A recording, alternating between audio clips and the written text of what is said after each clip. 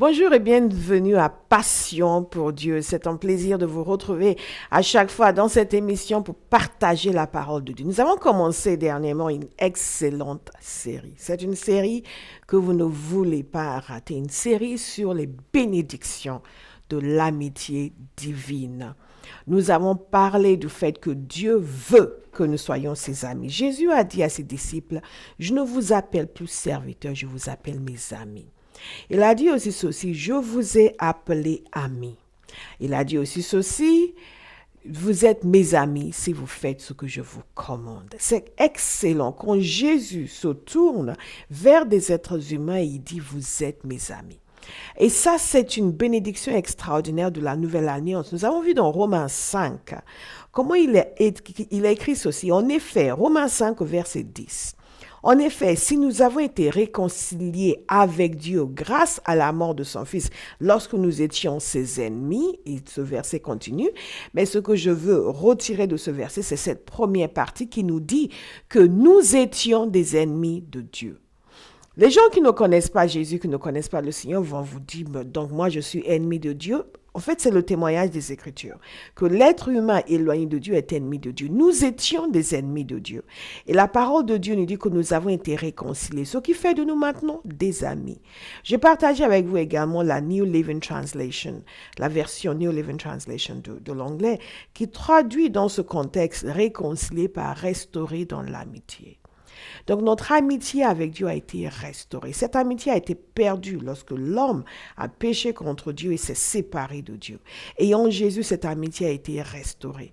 Mais ce qui est frappant, c'est de voir que dans la parole de Dieu, dans l'ancienne alliance, il y a très peu de gens qui sont appelés amis de Dieu. Il y a beaucoup de gens qui ont marché avec Dieu. Mais il y a un homme qui sort de l'eau et cet homme, c'est Abraham. Abraham a littéralement été appelé par Dieu, son ami.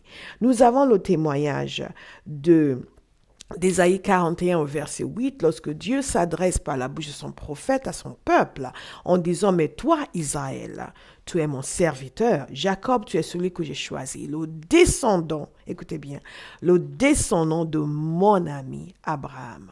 L'apôtre Jacques nous donne également le même témoignage en Jacques 2, 23, où il parle du fait qu'Abraham eut confiance en Dieu et cela lui fut compté comme justice et il a été appelé ami de Dieu. Nous voyons donc un homme qui est considéré par Dieu comme son ami, à qui référence est faite comme l'ami de Dieu. Et quelque chose naît en nous parce que nous disons, moi aussi, je veux être ami de Dieu. Et nous constatons donc que dans la nouvelle alliance, cette chose qui était exceptionnelle peut devenir le lot de chaque enfant de Dieu, peut devenir l'expérience de chaque enfant de Dieu. Nous sommes positionnés par la nouvelle naissance dans un lieu d'amitié avec Dieu. Maintenant, la question est de savoir dans quelle mesure est-ce que nous vivons pleinement cette amitié, dans quelle mesure est-ce que nous vivons les bénédictions de l'amitié divine. Nous allons continuer ensuite par une autre série qui est la continuation de cette série et qui va nous montrer ce qui fait d'un homme un ami de Dieu, ce qui fait que dans cette nouvelle alliance que nous avons, né de nouveau, réconcilié avec Dieu, restauré dans l'amitié, nous vivions pleinement cette amitié. Mais d'abord, dans cette série, nous parlons des bénédictions de cette amitié divine. Qu'est-ce qui se passe pour un homme qui est réellement un ami de Dieu? Nous avons vu des questions qui touchent au secret de Dieu, la présence de Dieu, la faveur et l'influence avec Dieu. Et si nous avons le temps, je vais revenir sur ces points, mais sinon, vous pouvez regarder les 2 émissions précédentes. Et un point qui est fondamental et que nous avons commencé déjà, c'est le fait qu'un homme et une femme qui est ami de Dieu bénéficient de la fidélité de Dieu dans une dimension extraordinaire. Cette fidélité de Dieu est une fidélité de Dieu par laquelle la personne reçoit une plénitude des bénédictions de Dieu. Et quand je parle d'une plénitude de bénédictions de Dieu, tout de suite les gens vont penser que ça veut dire une vie sans difficulté. Absolument pas. L'exemple que nous avons vu, c'est Abraham. Et nous nous attardons longuement sur son exemple parce que nous avons besoin de savoir. Nous avons besoin de savoir à quoi ressemble la vie de quelqu'un qui est considéré comme ami de Dieu. Nous avons besoin de savoir ce que cette personne a obtenu comme avantage dans cette amitié. Bien sûr, tout le monde sait que c'est certainement une bonne chose d'être ami de Dieu. Et comme nous l'avons déjà dit, nous ne sommes pas amis de Dieu parce que Dieu a besoin d'amis. Nous sommes amis de Dieu parce que nous avons besoin de l'amitié avec Dieu. Dieu, dans sa grâce, nous a accorde cette possibilité d'être ses amis. Donc, Abraham, nous avons vu, a bénéficié de la fidélité de Dieu. Quelques exemples dans sa vie, pour que ce soit réellement concret pour quelqu'un ici. Je peux vous l'affirmer, vous le répéter 20 fois, mais vous n'allez pas vraiment saisir autant que vous ne voyez pas des exemples concrets. Vous savez bien sûr que Abraham a été appelé par Dieu. Il avait 75 ans et Dieu est allé le chercher et lui a demandé de quitter l'endroit où il habitait. Dieu l'était déjà allé le prendre quand il était en Mésopotamie. Et maintenant, voilà que cet homme a un appel pour suivre Dieu. Un homme qui vient d'un milieu païen pour suivre Dieu. Et il a rencontré Dieu, il a cru. Il a suivi. Et Dieu a été fidèle. Et il y a quelqu'un qui me regarde aujourd'hui, qui se demande si Dieu est réellement fidèle, qui se dit si Dieu est fidèle, pourquoi je passe par toutes ces choses, un peu comme Gédéon, qui disait, mais où sont les prodiges dont nous avons entendu parler? On nous a dit que Dieu a fait ses grands exploits quand il a fait sortir nos ancêtres d'Égypte, mais regardez dans quel état nous sommes. Et parfois, lorsque nous sommes dans ces états où des choses ne vont pas bien, on se dit, mais Dieu est fidèle, oui, mais regardez. Je veux que vous écoutiez attentivement ce message. Vous allez voir par l'exemple d'Abraham que la fidélité de Dieu ne veut pas dire que nous sommes exempts de difficultés, mais que dans ces difficultés, Dieu trouve toujours le moyen de nous sortir de là et de nous aider et de nous libérer. Alors, qu'est-ce qui s'est passé pour Abraham? La parole de Dieu nous dit ceci, que Abraham, Genèse 12:6, traversa le pays jusqu'à l'endroit appelé Sichem, jusqu'aux chênes de Morée. Les Cananéens occupaient alors le pays. L'Éternel apparut à Abraham et lui dit, c'est à ta descendance que je donnerai ce pays. Pourquoi j'ai lu ce passage? Parce que Dieu appelle Abraham. Il répond à l'appel d'Abraham. Il lui dit, je vais te bénir, je vais faire toutes ces choses pour toi. Et beaucoup de gens reçoivent des promesses de Dieu. Et les promesses, c'est bien. C'est le après la promesse qui est souvent difficile pour les gens. Et ce que nous constatons, c'est qu'Abraham a effectivement obéi. Et après, il est parti. Et Dieu est revenu, et il a bâti un autel pour le Seigneur. Et Dieu est revenu encore pour lui faire une promesse. Pour lui dire, écoute, maintenant, il l'a appelé, il a quitté l'endroit où il était. Il est venu là où Dieu lui a dit d'aller. Et Dieu est revenu pour lui faire encore la promesse. Et comme j'ai eu à dire à quelqu'un, quand Dieu répète ses promesses, ce n'est pas parce qu'il est en train de repasser en enregistrement, c'est parce qu'il veut vraiment que ça pénètre en nous. Et il est fidèle pour répéter ses promesses. C'est la première chose que nous allons voir dans la fidélité de Dieu. Dieu ne vous dit pas quelque chose et après il vous zappe pendant 20 ans et vous êtes en train de labourer pour que sa promesse s'accomplisse. C'est que tout au long de la vie d'Abraham, Dieu venait régulièrement lui réitérer sa promesse. Il n'était pas obligé de le faire. Et vous allez constater cela dans votre vie, que quand Dieu a préparé quelque chose pour vous, même quand la chose ne s'est pas encore manifestée, quand vous êtes son ami, de temps en temps, il va vous rappeler encore. J'avais dit ça et j'y tiens. Il va vous donner encore un passage, un verset qui va vous encourager. Ça, c'est la fidélité de Dieu que vivent ses amis. Et à plusieurs reprises, comme je l'ai dit dans la vie d'Abraham, Dieu est revenu. À 99 ans, Dieu est revenu encore. Il avait 75 ans quand cette histoire a commencé. Et à 99 ans, la promesse n'était pas encore manifestée. D'autres dimensions ont commencé à se manifester. Et Dieu est revenu encore pour lui redire la même chose et amplifier cette fois-ci la promesse. Est-ce que vous voyez? Quelqu'un qui m'écoute aujourd'hui va commencer à vivre cette dimension de la fidélité de Dieu. Moi, je l'ai vécu tout au long de ma vie chrétienne. Dieu me montrait des choses qu'il allait faire avec ma vie. Je continuais, je ne voyais pas les choses se manifester. Dieu revenait encore me montrer de nouveau. Il me montrait encore de nouveau. Il me montrait encore de nouveau. Et pourquoi est-ce que Dieu fait ça pour ses amis? Pour nous encourager. Pour nous encourager. L'autre jour, j'étais en train d'écouter. Je ne pensais même pas que j'allais partager cela. Mais l'autre jour, j'étais en train d'écouter l'enregistrement que j'avais fait d'une parole prophétique que le Seigneur m'avait donnée il y a 1 an et demi à peu près. Et j'étais sidérée parce que je l'avais oublié. J'étais sidérée de constater qu'il avait dit quelque chose qui m'a répété il n'y a pas longtemps, dans la prière. Et là, je l'avais enregistré aussi. Et j'étais très étonnée. Je dis, mais c'est exactement les mêmes termes, mais j'avais complètement zappé, comme on dit en bon français. Mais Dieu est revenu, il a réitéré la même chose. Et c'était un tel encouragement de savoir, parce que quand le Seigneur m'avait dit cela dernièrement, il me semblait que c'était la première fois que j'entendais ça, tellement j'avais oublié la fois précédente. Et en réécoutant cette parole prophétique, je dis, waouh, Mais il avait déjà dit ça il y a 1 an et demi. Et vous imaginez comment la foi est encouragée. Dieu va encourager quelqu'un ce matin. La fidélité de Dieu envers ses amis. Il ne va jamais vous laisser tout seul dans son désert, sans vous encourager, sans vous parler, sans vous dire de ne pas lâcher, sans vous dire ça va venir, ça va venir. Et quand vous êtes anxieuse, c'est parce que vous n'êtes pas en train d'écouter la réitération des promesses de Dieu, les encouragements de Dieu. Je prie pour quelqu'un aujourd'hui que vous ayez des oreilles pour entendre. Que quand Dieu revient pour vous donner encore une image de votre avenir, vous voyez cette image. Et c'est important de la recevoir. Il y avait une période dans ma vie où quand Dieu venait m'encourager, j'étais là, oui, ben, c'est bon l'encouragement, mais manifeste.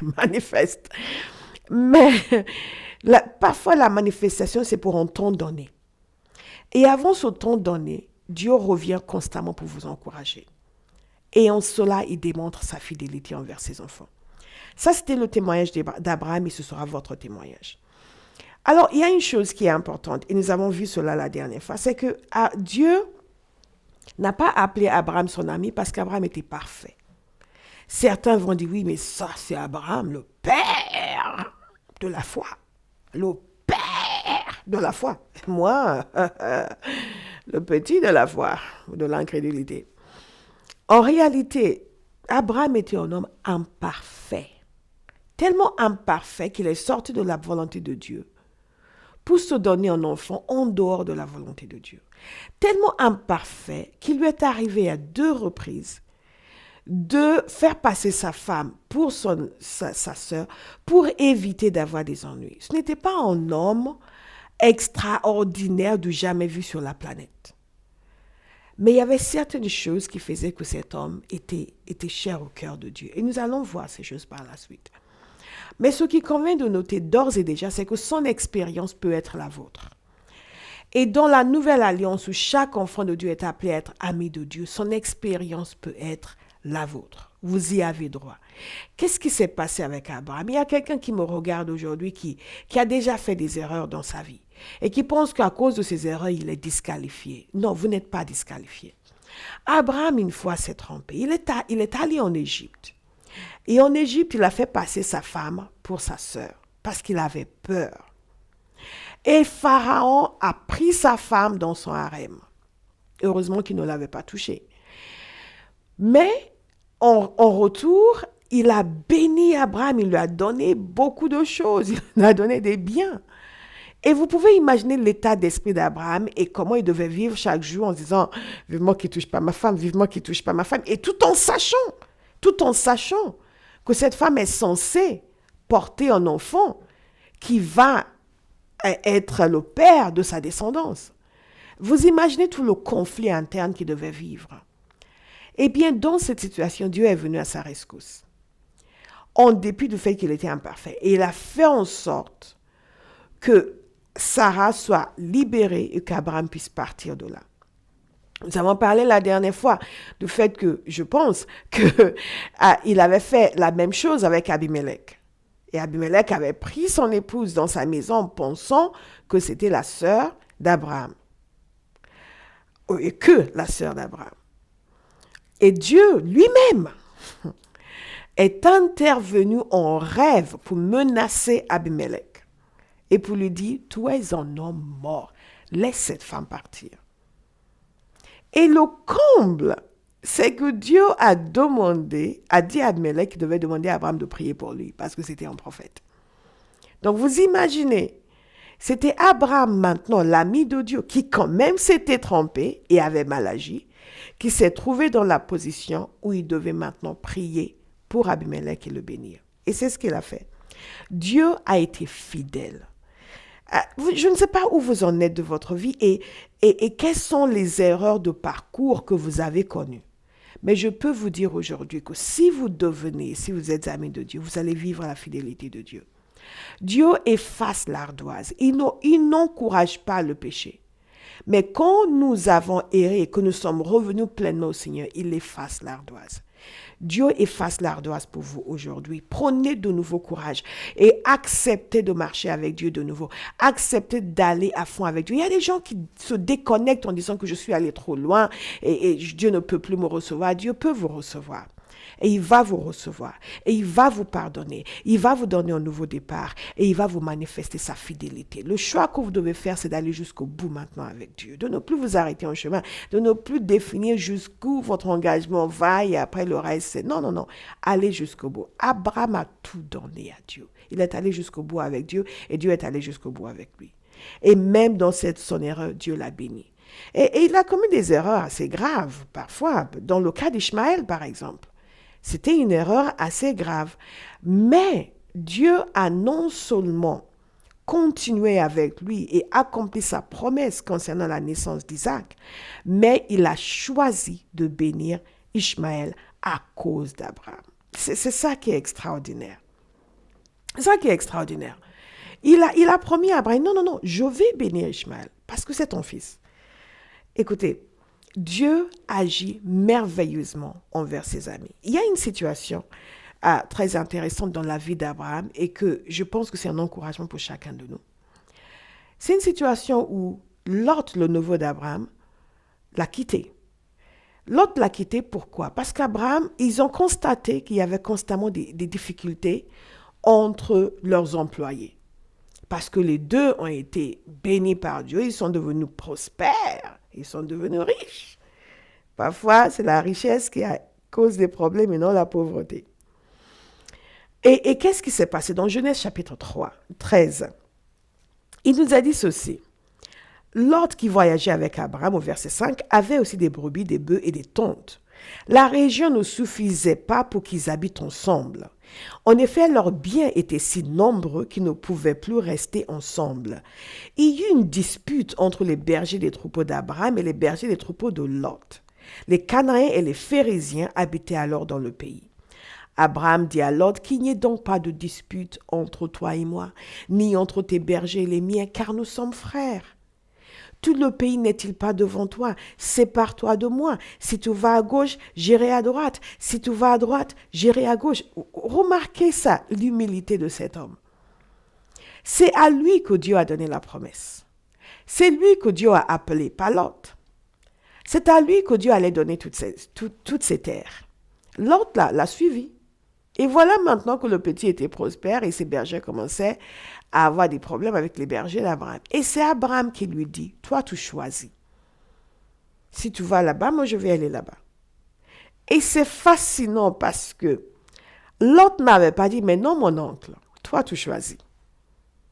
C'est toi que Dieu a appelé. Toi tu choisis, la terre est pour ta descendance.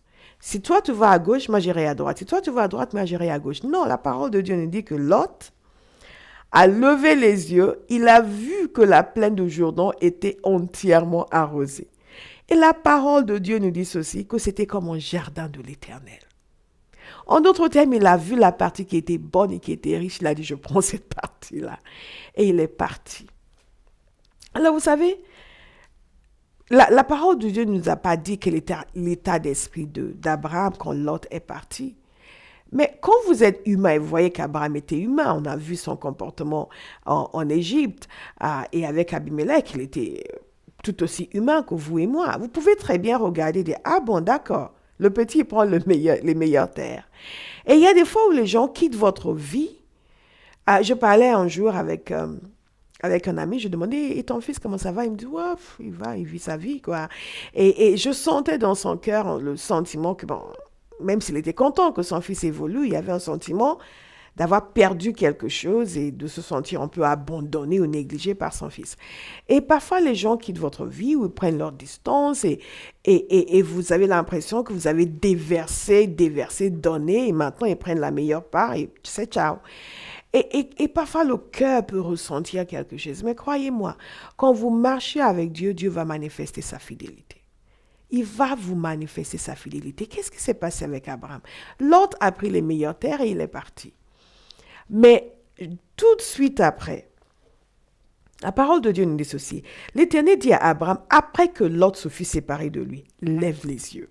C'est extraordinaire. Donc, vous allez vivre la fidélité de Dieu. Si vous êtes ami de Dieu, vous allez vivre la fidélité de Dieu. Dans les moments de votre vie, vous avez l'impression que les choses sont compliquées, les gens sont compliqués, les choses sont difficiles, les gens vous laissent, les gens vous abandonnent, les gens prennent la meilleure part. Et vous, qu'est-ce qui vous reste?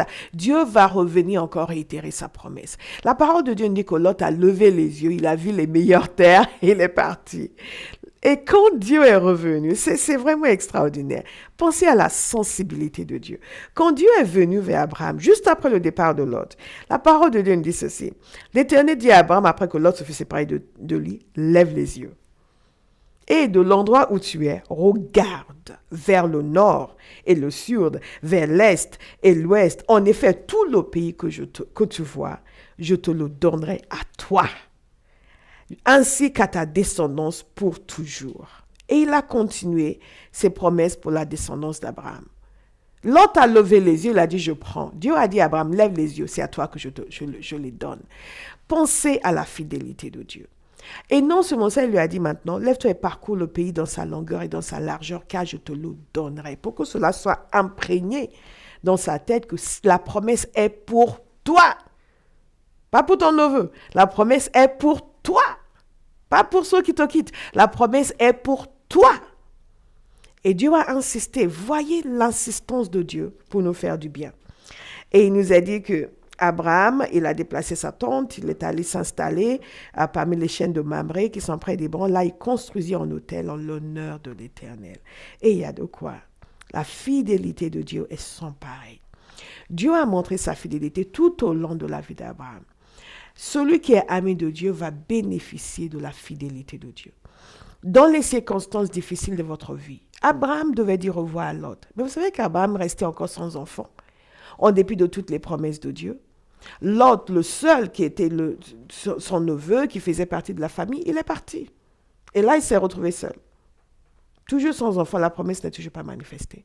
Mais Dieu est venu pour lui dire, non. À ta descendance, je vais donner ce pays. Un homme qui n'a pas d'enfant. Je ne sais pas ce qui vous manque encore dans votre vie aujourd'hui. Vous demandez, mais je pensais que Dieu. Je veux vous dire que Dieu est fidèle. Il accomplit sa parole et sa volonté.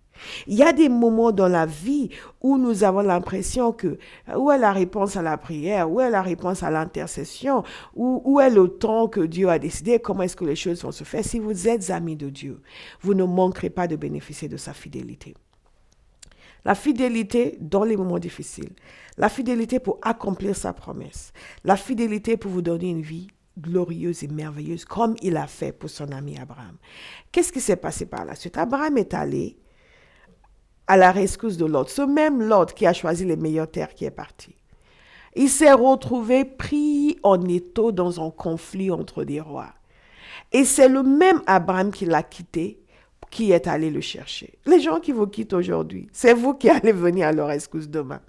Si vous gardez un cœur droit, si vous gardez un cœur pur, si vous laissez Dieu continuer à vous encourager, si vous croyez à la fidélité de Dieu, parce qu'un ami de Dieu bénéficie toujours de la fidélité de Dieu. Qu'est-ce qui s'est passé? Dieu a été fidèle. Abraham a eu Ishmaël contre la volonté de Dieu, mais Dieu a quand même honoré et l'a béni. Dieu l'a aidé à délivrer Lot. Et quand il a délivré Lot, il a adoré le Seigneur, et ça nous allons en parler plus tard. Et Dieu est revenu encore pour lui réitérer ses promesses. Il a fait une alliance avec lui. Et non seulement il a fait une alliance avec lui, il a changé son nom. Il y a un passage dans la parole de Dieu qui est vraiment puissant. C'est que quand Abraham avait 99 ans, Dieu est venu le voir. Et Dieu lui a dit ceci.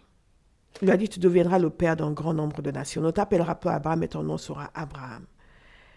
Et la parole de Dieu nous dit au verset 11, Abraham et Sarah étaient vieux, d'un âge avancé, et Sarah ne pouvait plus espérer avoir des enfants. Pourquoi je vous lis ce passage? Parce que chaque enfant de Dieu doit intégrer la notion que, en tant qu'enfant de Dieu, ma vie va défier les pronostics. Parce que Dieu est fidèle envers ses enfants. Il n'y a aucune règle humaine négative que vous devez accepter comme s'appliquant à votre vie quand vous êtes amis de Dieu. Il nous a dit que Sarah ne pouvait plus espérer. Il n'y avait plus d'espoir dans le naturel. Il n'y avait plus d'espoir du tout. Mais Dieu a été fidèle. L'enfant annoncé est bien et belle venue au monde. Parce que Dieu a manifesté sa fidélité. Dieu va manifester sa fidélité envers vous. Et là, l'enfant est venu au monde. Et quand Dieu est revenu, pour en parler encore, Sarah a ri. Tellement ça lui paraissait improbable. Vous aussi, à son âge, vous aurez ri. Même à votre âge, il y a des femmes de 40 ans. Oui, mais je ne peux plus avoir d'enfants. Non, si vous êtes des filles de Sarah, pourquoi vous ne pouvez pas avoir des enfants? Sarah a ri. Il y a quelque chose que Dieu dit dans ce passage. Et dans le livre que je suis en train d'écrire sur ce sujet, je l'ai remarqué, j'en ai parlé assez longuement parce que c'est frappant. Dieu dit ceci. Pourquoi Sarah a-t-elle ri? Pourquoi donc Sarah a-t-elle ri? En se disant, est-ce que vraiment j'aurai un enfant? Moi qui suis vieille, y a-t-il quoi que ce soit d'étonnant de la part de l'Éternel? Y a-t-il quoi que ce soit d'étonnant de la part de l'Éternel? Il n'y a rien que Dieu ne puisse pas faire. Et il n'y a rien que Dieu ne fera pas pour ses enfants et pour ses amis. Parce qu'il a la capacité de suspendre toute loi naturelle. Il a la capacité de vous placer au milieu des gens et vous faire émerger et sortir de l'eau. Il a la capacité d'accomplir tout ce qu'il veut accomplir dans la vie de quelqu'un qui va lui faire confiance. Dieu a tous les moyens d'agir et il le fait en faveur de ceux qui lui sont fidèles, en faveur de ceux qui sont ses enfants. Dieu témoigne de sa fidélité en faveur de ses enfants. Et vous allez vivre la fidélité de Dieu chaque jour de votre vie. Nous allons continuer sur ce thème de la fidélité de Dieu envers ses enfants dans la prochaine émission. Soyez bénis et n'oubliez pas de prendre votre DVD de Qu'est-ce que l'Évangile. À la semaine prochaine. Je vais vous présenter ce DVD. C'est un DVD qui s'appelle Qu'est-ce que l'Évangile. Un jour, j'étais assise à mon bureau et le Seigneur est venu sur moi puissamment par son esprit et en quelques instants a déposé ce message dans mon cœur. Et les 4 parties de ce message, l'Évangile est une histoire, une personne, une promesse, une puissance, ont été déposées comme cela dans mon cœur.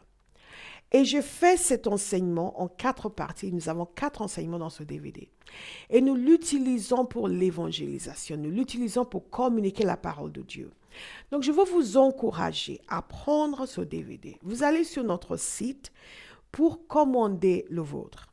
C'est à un prix défiant toute concurrence. Pourquoi? Parce que nous voulons le mettre à la disposition du corps de Christ pour l'évangélisation. Et si vous ne connaissez pas Jésus, c'est le DVD pour vous. Prenez-le. Demandez aussi la brochure. Celle-ci est un peu usée, mais rassurez-vous, elles sont toutes neuves. Qu'est-ce que l'Évangile? Même chose, même présentation en 3 parties.